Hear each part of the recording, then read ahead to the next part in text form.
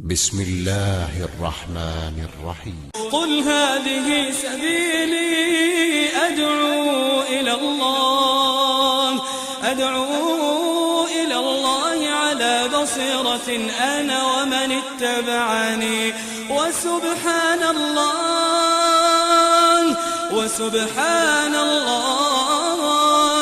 وسبحان الله وما أنا من المشركين.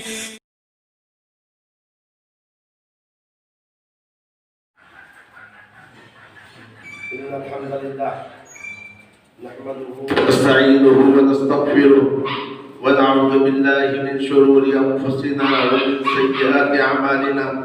من يهده الله فلا مضل له ومن يضلله فلا هادي له. وأشهد أن لا إله إلا الله وحده لا شريك له وأشهد أن محمدا عبده ورسوله. يا أيها الذين آمنوا اتقوا الله حق تقاته ولا تموتن إلا وأنتم مسلمون. يا أيها الناس اتقوا ربكم الذي خلقكم من نفس واحدة وخلق منها زوجها وبث منهما رجالا كثيرا ونساء. واتقوا الله الذي تساءلون به والأرحام إن الله كان عليكم رقيبا. يا أيها الذين آمنوا اتقوا الله وقولوا قولا سديدا يصلح لكم أعمالكم ويغفر لكم ذنوبكم ومن يطع الله ورسوله فقد فاز فوزا عظيما. أما بعد فإن خير الحديث كتاب الله وخير الهدي هدي محمد صلى الله عليه وسلم وشر الأمور محدثاتها وكل محدثة بدعة وكل بدعة ضلالة وكل ضلالة في النار. لوگوں میں اپنے نفس کو اور آپ تمام کو اللہ سے ڈرنے اور اس کا تقوی اختیار کرنے کی وصیت کرتا ہوں، کیونکہ یہی وہ تقوی ہے جس سے آپسی معاملات کی اصلاح ہوتی ہے. اللہ رب العالمین نے فرمایا فاتقوا اللہ واصلحوا ذات بینکم، بس تم اللہ سے ڈرو اور اپنے معاملات کی اصلاح کرو اور اپنے معاملات کو درست کر لو. اللہ رب العالمین سے میری دعا ہے کہ اللہ عز و جل ہمیں اپنے معاملات کی اصلاح کرنے کی توفیق عطا فرمائے اور تقوی جیسے عظیم صفت سے ہمیں متصف فرمائے. آمین یا رب العالمین. بزرگوں اور عزیزوں، صحیح بخاری اور صحیح مسلم کی حدیث ہے، صحابہ کرام کسی غزوہ میں تھے. دوران غزوہ ایک انصاری غلام اور ایک مہاجری غلام کے درمیان لڑائی ہو گئی. مہاجر غلام نے انصاری غلام کو لات مارا اور اس کی وجہ سے انصاری غلام نے انصار کو پکار کر کہا یا للانصار، اے انصار تم جمع ہو جاؤ. اور مہاجر غلام نے مہاجروں کو پکارا اور کہا یا للمہاجرین، اے مہاجروں تم جمع ہو جاؤ. یہ دو نعرے ایسے تھے. انصاری غلام یا للانصار پکار رہا ہے، مہاجر غلام یا للمہاجرین پکار رہا ہے. اور اس نعرے پر اگر یہ دونوں جمع ہو جاتے ہیں تو پھر تلواریں باہر نکل جاتی ہیں اور ایک دوسرے کے ساتھ دستوں میں گریبان ہو جاتے ہیں.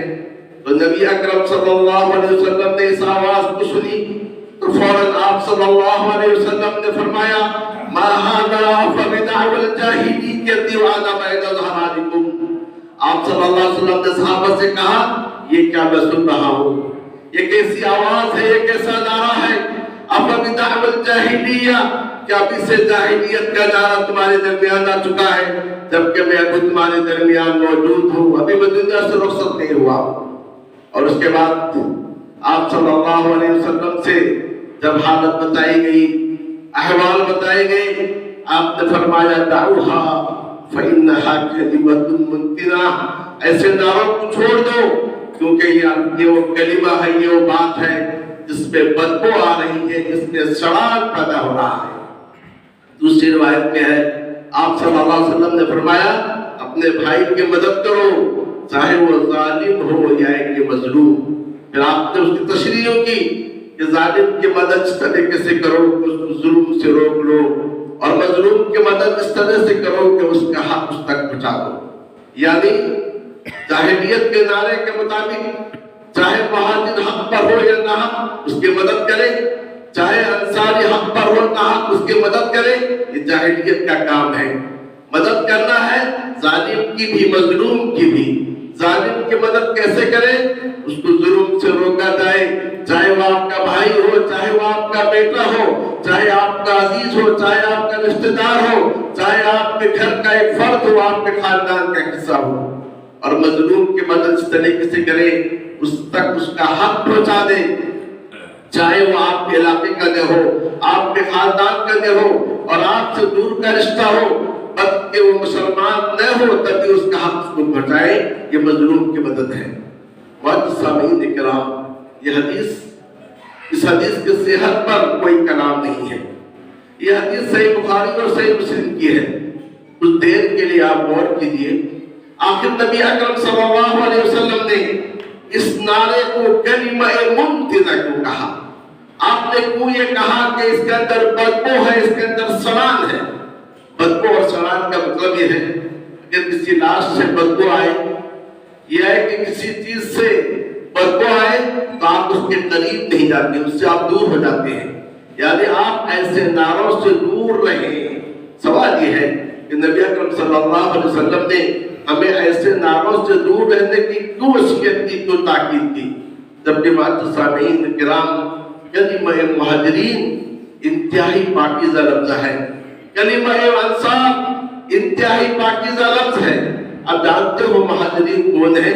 مہاجرین وہ لوگ تھے جنہوں نے اللہ کے خاطر، جنہوں نے اللہ کے رسول کے خاطر، جنہوں نے اس دین کے خاطر، جنہوں نے لا الہ الا اللہ کے خاطر اپنے گھر کو چھوڑا، اپنے وطن کو چھوڑا، اپنے جائیداد کو چھوڑا، اپنے کاروبار کو چھوڑا، اور خطرات مولتے ہوئے مدینے میں آئے جہاں ان کا کوئی نہیں تھا۔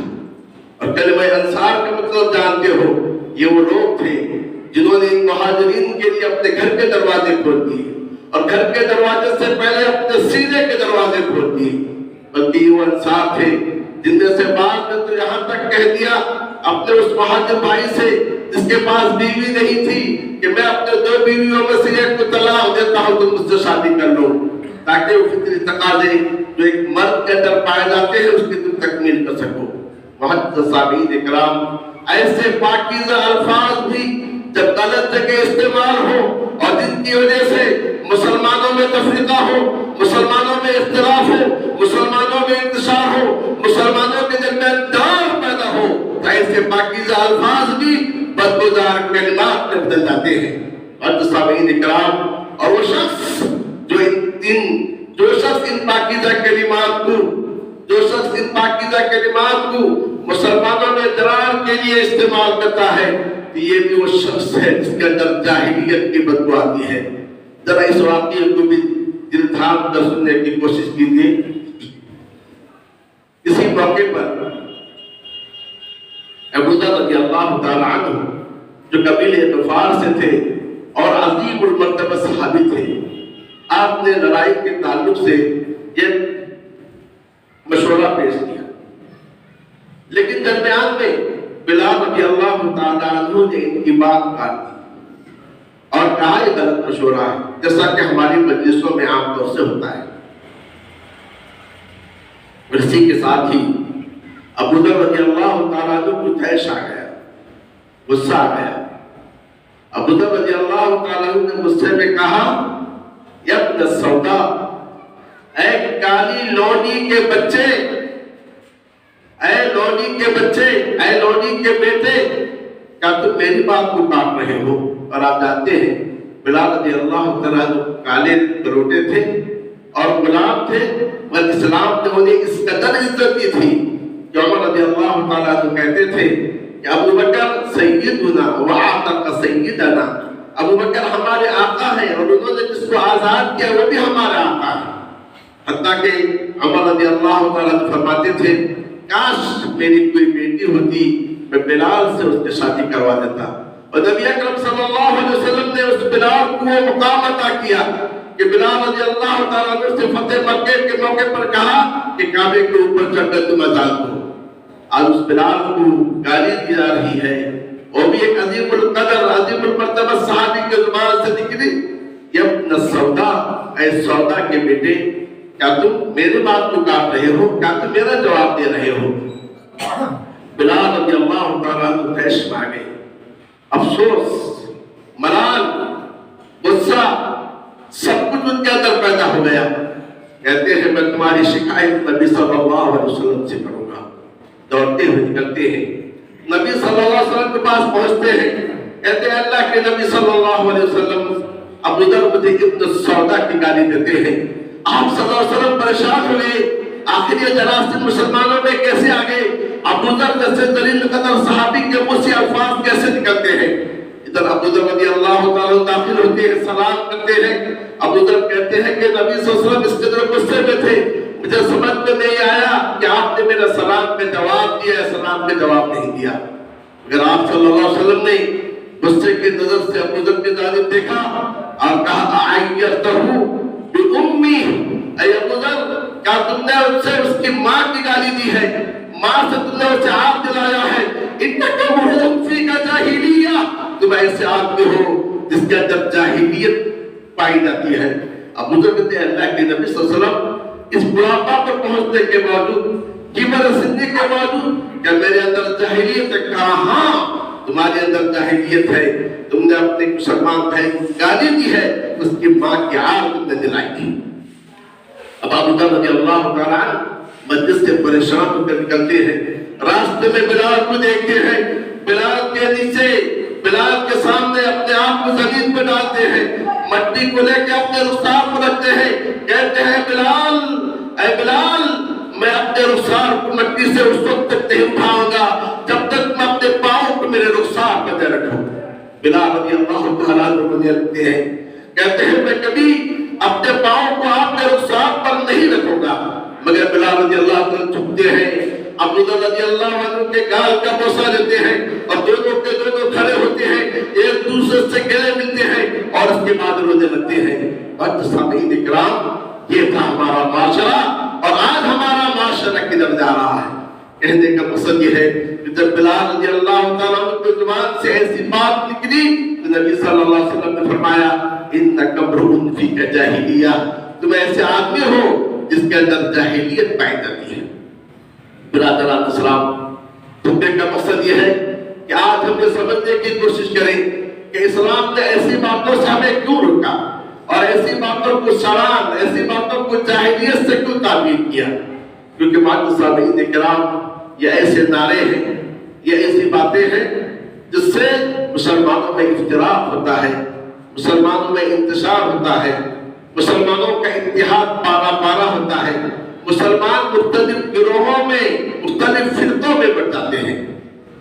اور ہر وہ بات چاہے کتنی اچھی کیوں نہ ہو، لیکن اگر اس سے مسلمانوں میں انتشار ہو رہا ہے، مسلمانوں میں افتراق ہو رہا ہے، مسلمانوں کا اتحاد ٹوٹ رہا ہے، تو یاد رکھ لیجیے فَإِنَّهَا كَلِمَةٌ مُنْتِنَةٌ، یہ وہ کلمہ ہے جس میں سڑان ہے، جس میں بدبو ہے.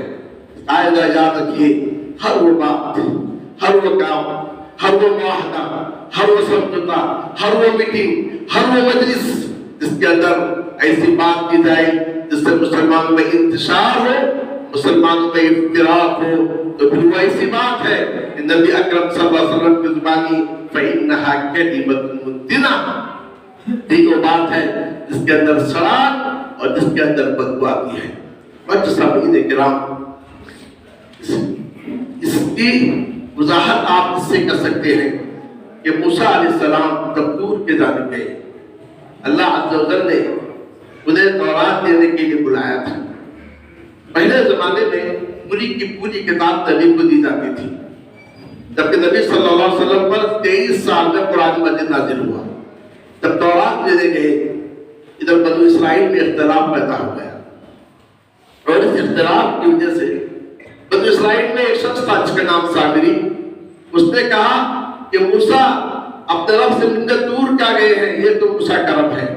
اس نے کیا کیا کہ زیورات سے ایک بچڑا، گائے کا بچہ بنایا اور کچھ ایسا کیا کہ اس کے اندر سے آواز آنے لگی، کہا یہ ہے موسیٰ کا معبود، موسیٰ تو دور چلے گئے ہیں، اور اسی کے ساتھ لوگوں نے اس بچڑے کی عبادت شروع کی۔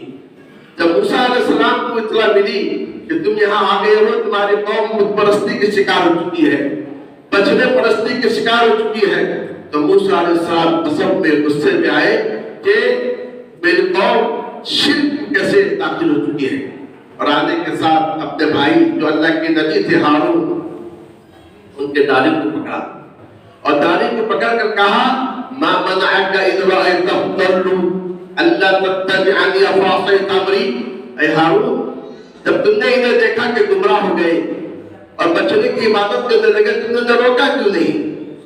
کیا تم میری اتباع کرنا نہیں چاہتے ہو؟ تم نے میری حکم کی نافرمانی کیوں کی؟ برادران اسلام، یا اندازہ لگائیے یہ لوگ بچڑا پرستی میں شکار ہو گئے، شرک میں داخل ہو گئے، مگر ہارون علیہ السلام روکنے کے بجائے انتظار کر رہے کہ موسیٰ علیہ السلام آئے۔ کیوں انتظار کر رہے تھے؟ کہ ماحول کچھ ایسا تھا کہ اس ماحول میں روک رہے ہیں کہ اختلاف کو تمام سکتے ہیں۔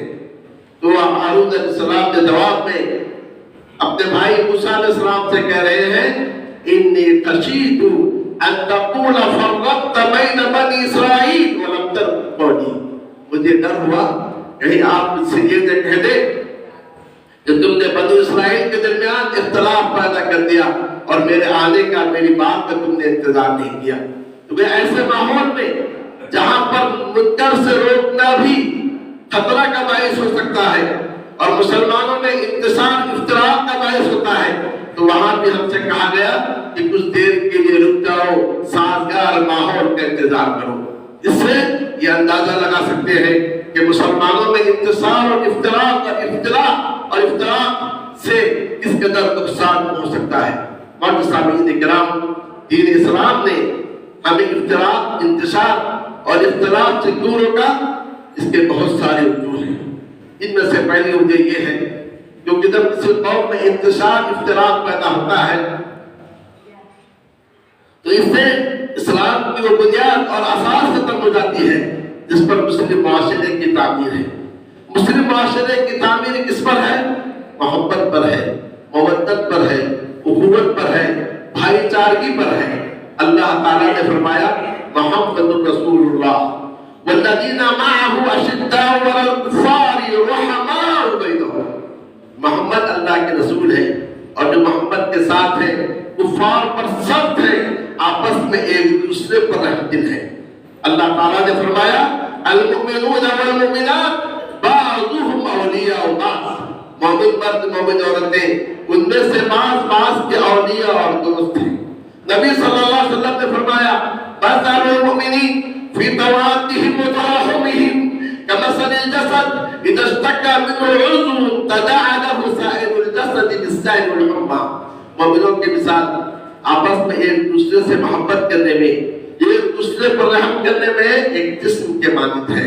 جسم کے ایک حصے کو تکلیف ہوتی ہے، سارے کے سارے اعضاء اس تکلیف میں شریک ہوتے ہیں اور آگ بھر جاتے ہیں۔ تو لہذا جب اختلاف ہو، انتشار ہو، تو اسلام کی جو بنیاد ہے ختم ہو جاتی ہے۔ جیسے بلڈنگ کسی بنیاد پر قائم ہے تو اسلامی معاشرے کی بنیاد محبت، مودت، اخوت اور مواقعات اور بھائی چارگی پر قائم ہے، اور اس اختلاف کے انتشار سے اس بنیاد کو ضرب لگتا ہے اور مسلم معاشرہ زمین بوس ہو جاتا ہے۔ اس لیے دین اسلام نے ہمیں اختلاف سے اور انتشار سے روکا۔ اختلاف اور انتشار کا دوسرا نقصان کیا ہے؟ اختلاف اور انتشار کا دوسرا نقصان یہ ہے کہ جب اختلاف اور انتشار پھیلتا ہے اور ایک جماعت کے لوگ مختلف گروہ، مختلف دھڑوں، مختلف فرقوں میں بیٹھ جاتے ہیں، تو اس کے بعد اس کا نقصان یہ ہوتا ہے ہر شخص اپنے لیے کوئی نہ کوئی دلیل تلاش کرتا ہے، پھر اس کے بعد شریعت کو کھلواڑ بنا دیا جاتا ہے اور نصوص کے گردنوں کو موڑ دیا جاتا ہے، اپنے آپ کو حق اور دوسرے کو غلط ثابت کرنے کی کوشش کی جاتی ہے۔ یہی وجہ ہوا جب یہ امت مختلف فرقوں میں بٹ گئی، کوئی حنفی بنا، کوئی شافعی بنا، کوئی مالکی بنا، کوئی حنبلی بنا، احناف کہنے لگے ہم حق پر ہیں، شوافع باطل پر ہیں، شوافع کہنے لگے ہم حق پر ہیں، احناف باطل پر ہیں۔ ایسے ہی مالکیہ نے کہا، ایسے ہی حنابلہ نے کہا۔ برادران اسلام، بات یہاں تک پہنچ چکی، احناف نے اپنی تائید کے لیے حدیثیں کرنی شروع کی، کہا ابو حنیفہ سراج امتی، ابو حنیفہ میری امت کی چراغ ہے، جبکہ ایسی کوئی حدیث نہیں ہے۔ اور اپنے مخالف امام شافعی کے خلاف حدیث کری گئی کہ اس امت میں ایک شخص آئے گا جو ابلیس سے زیادہ نقصان دہ ہوگا، اس کا نام ادریس ہوگا، اور یہ ادریس امام شافعی رحمہ اللہ کا نام ہے۔ تو اس طریقے سے جب امت میں اختلاف اور انتشار ہوتا ہے تو شریعت کو بدلنے کی بھی کوشش کرتے ہیں۔ اس درجہ ہے فقیہان حرم میں توفیق، خود بدلتے نہیں، قرآن کو بدل دیتے ہیں۔ اور اسی کا نتیجہ نکلا، حنفی کے بیٹی شافعی سے شادی نہیں کرے گی، شافعی کی بیٹی کے رشتہ حنفی کے بیٹی سے نہیں ہوگا، حتیٰ کہ برادران اسلام وہ مسجد حرام جو توحید کا مرکز تھا، اور اس مسجد حرام میں 4 مسلح قائم کیے گئے، پہلے احناف پڑھ کے جائیں، پھر شوافع پڑھ کے جائیں، پھر مالکیہ کا امام آئے، پھر حنابلہ کا امام آئے۔ تو آپ نے دیکھا اختلاف اور انتشار کا نقصان کیسے ہوتا ہے کہ شریعت کو کھلواڑ بنا دیا جاتا ہے۔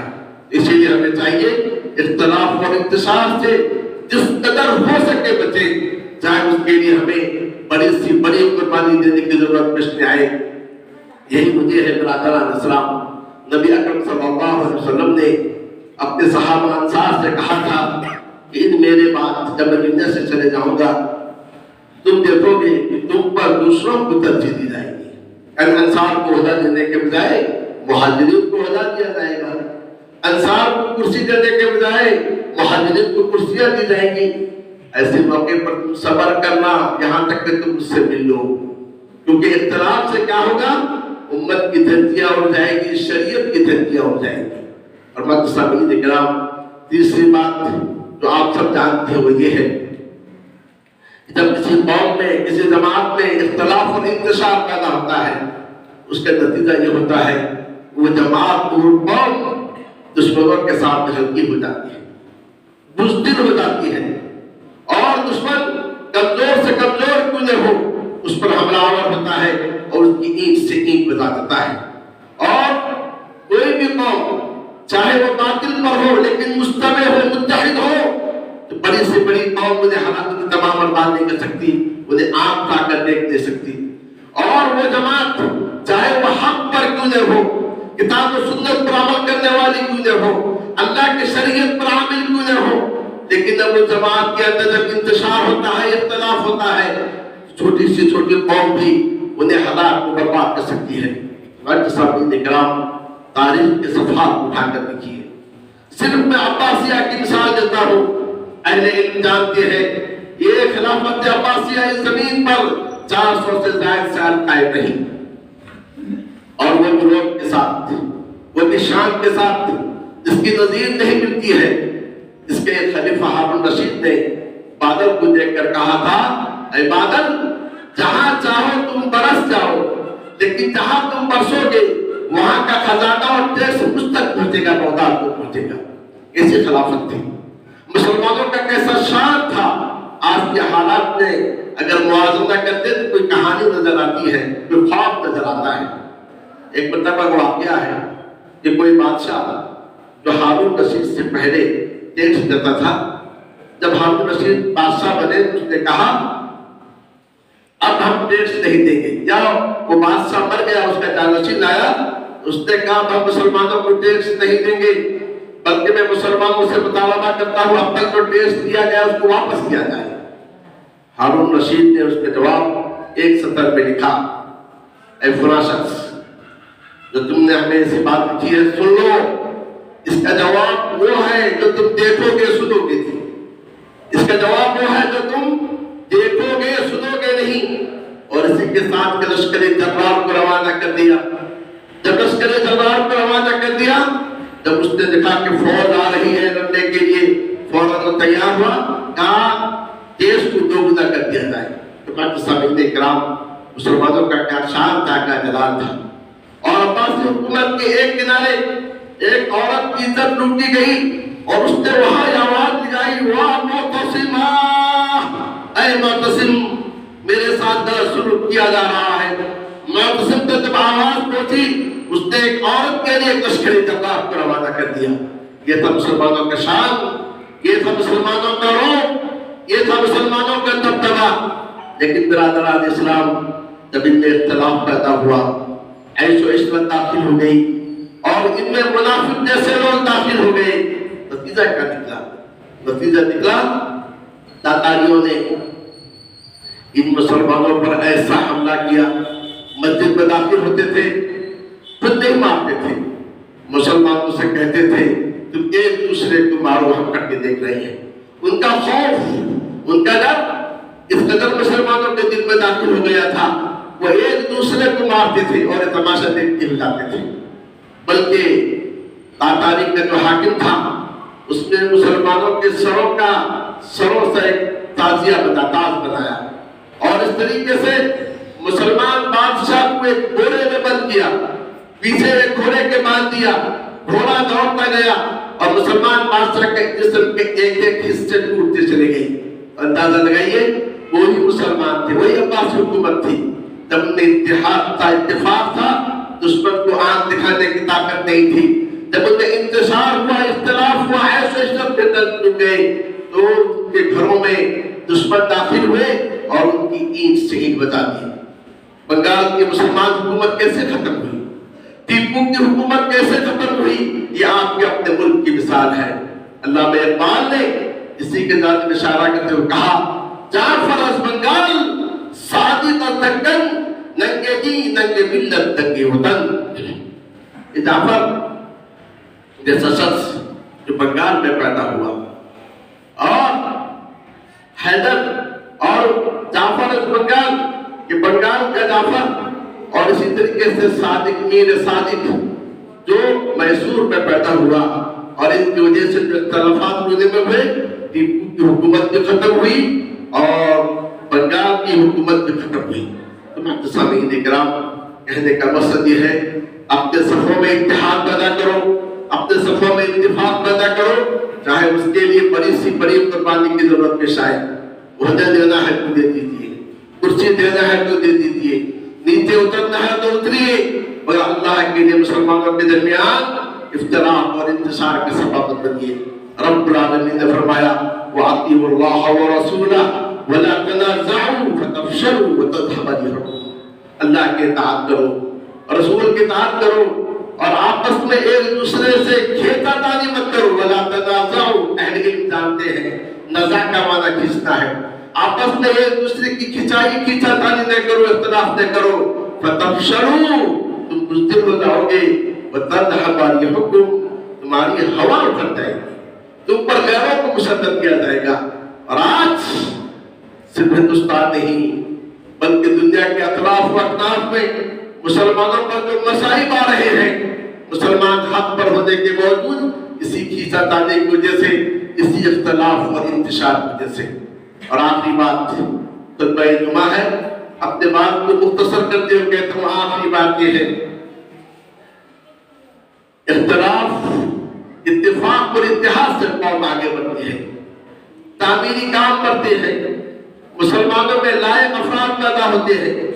لیکن جب اختلاف اور انتشار پیدا ہو جائے تو پھر تعمیری کام رک جاتے ہیں۔ مجھے یہ بتاؤ، یہ مسجد جو بنی ہے اور یہاں پر جو اور مسجدیں بنی ہیں، مدارس کی جو عمارتیں بنی ہیں، اور اس دوران میں ہمارے لیے جو سماجی فلاحی رفاہی کام ہوئے، کیوں؟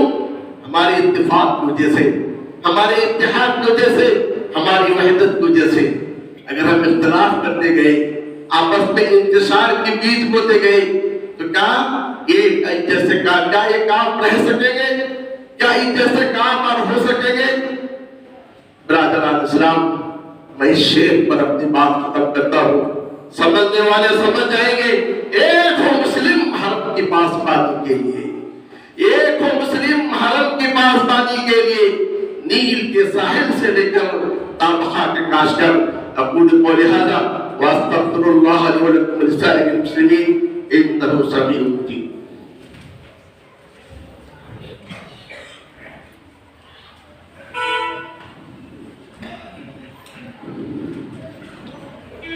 إن الحمد لله نحمده ونستعينه ونستغفره ونعوذ بالله من شرور أنفسنا ومن سيئات أعمالنا من يهده الله فلا مضل له ومن يضلل فلا هادي له وأشهد أن لا إله إلا الله وحده لا شريك له وأشهد أن محمدا عبده ورسوله.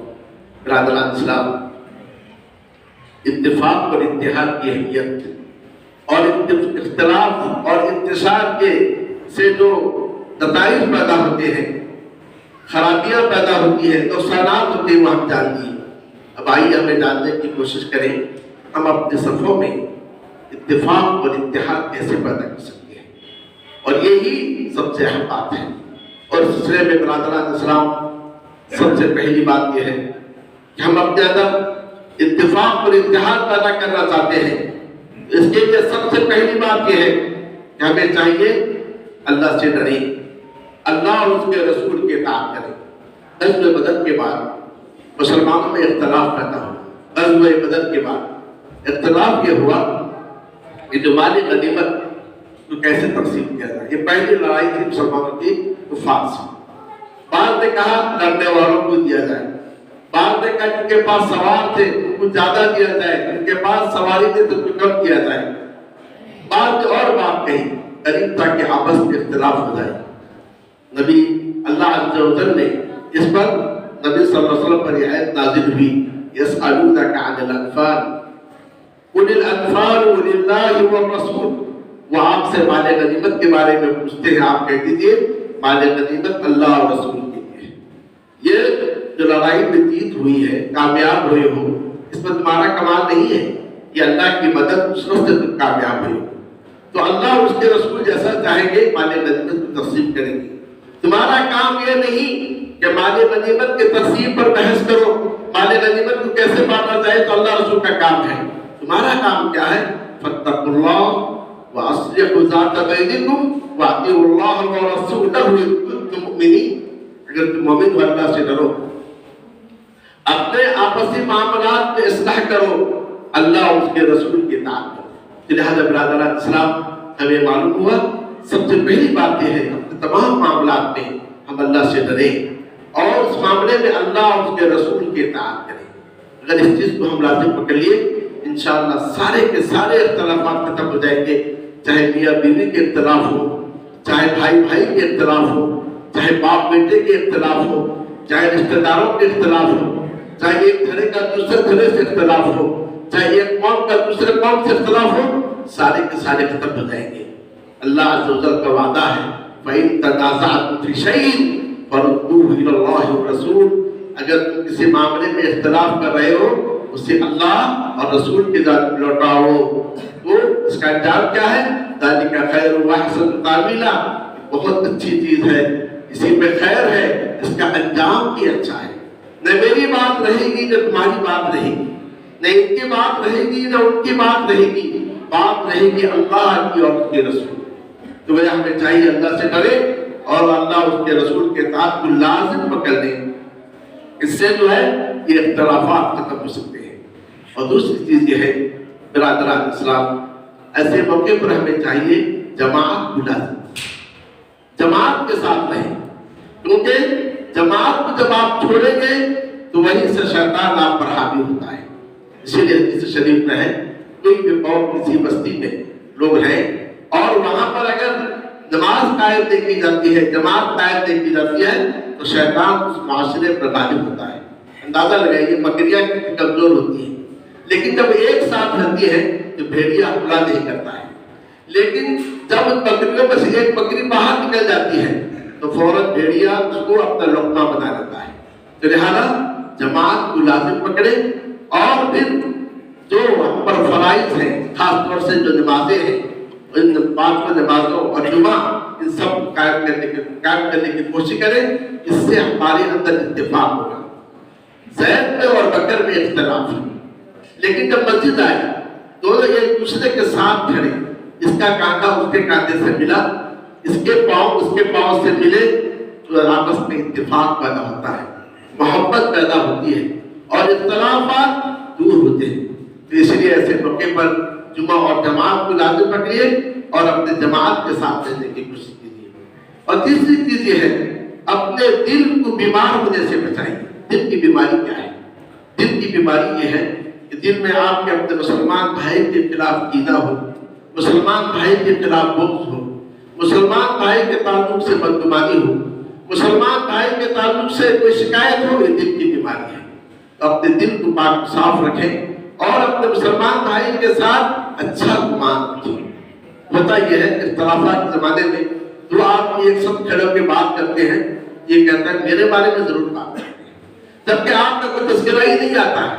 اور ایسے ہی دوسرے سب سے بات کرتے ہیں، کوئی میٹنگ ہوتی ہے تو بیٹھتے ہیں میرے بارے میں بات ہو رہی ہے۔ تو بدگمانی کی فضاؤں سے اپنے آپ کو بچانے کی کوشش کیجیے، اپنے دل کو اس کے لیے صاف کیجیے۔ اسی لیے حدیث صحیح ام المؤمنین عائشہ رضی اللہ تعالیٰ عنہ نے تہمت لگی تھی، اس تعاون آیات کے ضمن اللہ عز و جل نے فرمایا حَلَّا إِذَا سَمِعْتُمُوهُ ظَنَّ الْمُؤْمِنُونَ وَالْمُؤْمِنَاتُ بِأَنفُسِهِمْ خَيْرًا۔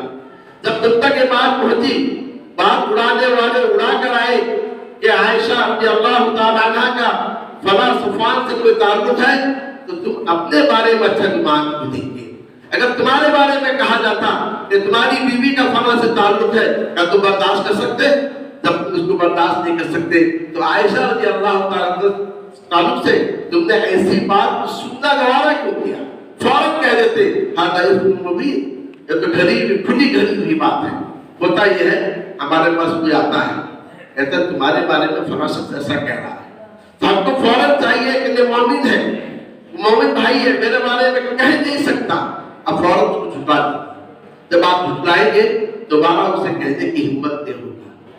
لیکن جب آپ فوراً کہتے ہیں اچھا اور کیا بات بتاؤں، اب مزید بات اپنے طرف سے مٹا کر وہ آپ کو پیش کرتا ہے، اور اس کے نتیجے میں دلوں میں نفرتیں پیدا ہوتی ہیں، بغض پیدا ہوتا ہے، صفوں میں درار پیدا ہوتا ہے، علیحدگی پیدا ہوتی ہے، اور ایسی باتیں معاشرے میں جنم دیتی ہیں جو بے بنیاد باتیں ہیں۔ اسی لیے برادران اسلام ہم دیکھتے ہیں کہ غزوہ تبوک کے موقع پر کعب بن مالک رضی اللہ تعالیٰ عنہ نہیں آ سکے، وہ ساری تفصیل آپ پہلے سن بھی چکے ہیں، اسی وجہ سے نہیں آ سکے، آج آؤں گا کل آؤں گا پرسوں آؤں گا نکل نہیں سکے۔ تو وہاں پر نبی صلی اللہ علیہ وسلم نے لشکر کو دیکھا کہ کعب کہاں ہے، کسی نے کہا اس کے عیش و آرام نے اور اس میں باغات میں باغ میں جو پھل آئے ہیں تو دو چادریں ان کے سادے پر ہیں، اس نے اس سے روک دیا ہے۔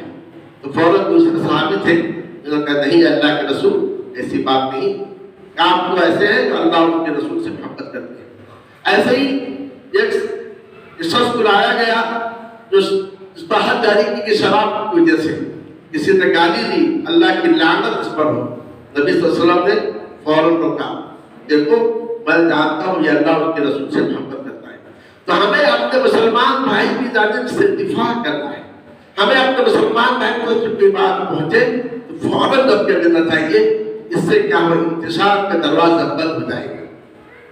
اور اگر آپ کو اطمینان نہیں ہو رہا ہے تو آپ کو چاہیے کہ اس سے کہیں ٹھیک ہے آپ نے بات پہنچا دی، میں آپ کی بات کی تحقیق کروں۔ جب آپ کہیں میں آپ کی بات کی تحقیق کروں گا وہیں پر وہ آدھا ہو جائے گا اور کہے گا ٹھیک ہے اب آپ بات آگے مت بڑھائیے۔